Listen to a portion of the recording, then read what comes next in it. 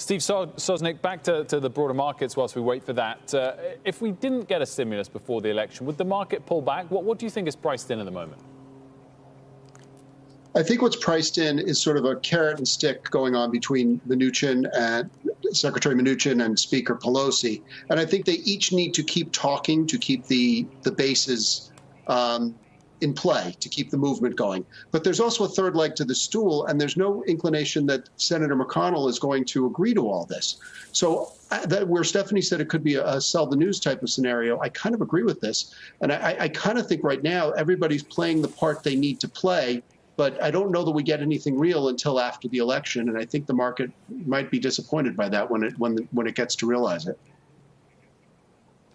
What are you seeing in terms of volatility, Steve, around the election? I know you like to track that, and what does it tell you about where the market is on the results and the prospect of getting a contested election, something we've talked about in the past? Sure. Well, VIX is still relatively high. Now, remember, VIX is the market's best estimate of 30-day volatility. So spot VIX is pricing in earnings season, the election season, and a little bit beyond.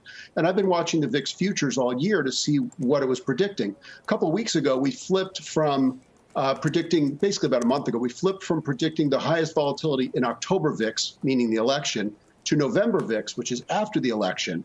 And we've seen all that calm down a bit. The highest peak is still in November. But what's interesting is December VIX is pricing in pretty much the same, if not higher volatility than we see now.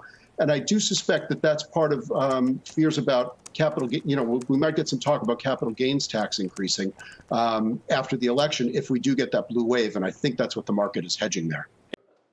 Shepard Smith here. Thanks for watching CNBC on YouTube.